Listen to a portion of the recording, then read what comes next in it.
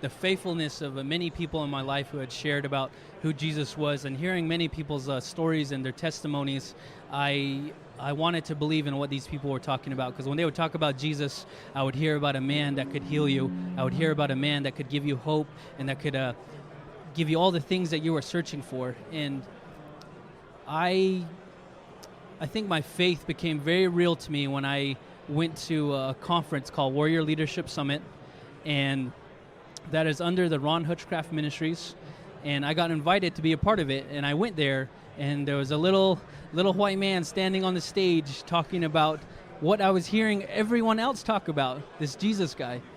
And he made it very evident and made it very real that though we know this gospel and though we know the good news, at the end of the day, it is a choice. It is a choice to believe in this God of the Bible. And he said, and it's time to put it into action. It's time to take a step. And he said, if you want to have this relationship, come forward. And I wanted it. I was ready. And so I wanted to make it real by stepping out in action and claiming it. And that's where that happened.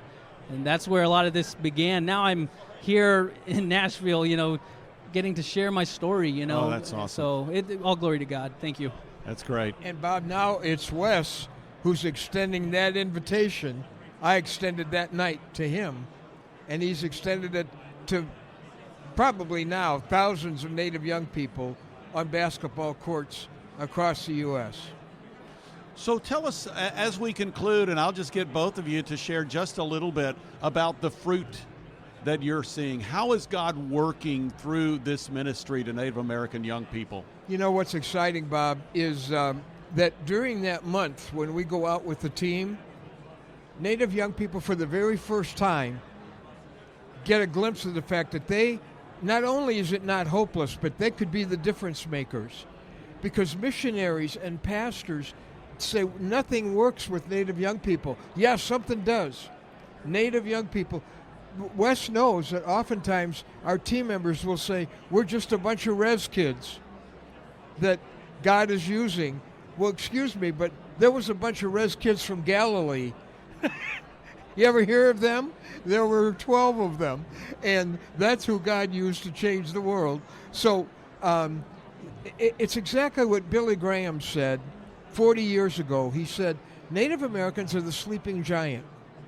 If ever they awaken spiritually, he said they could become the evangelists who reach America for Christ. Think about that. Wouldn't it be just like God, the people almost annihilated become the great warriors to show Jesus to our nation? And then he said, remember these forgotten people. Here's the deal. Those young people who go on the team, we have a chance to disciple them during that month, and it's like a rose opening up in time-lapse photography. Unbelievable what happens. But we needed more time with them.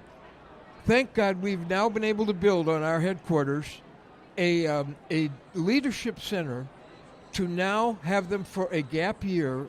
We have our second class there now. It's a year program of intensive discipleship, preparing them to live and to defy the odds against a Native young believer and to go back and be the leaders for their people.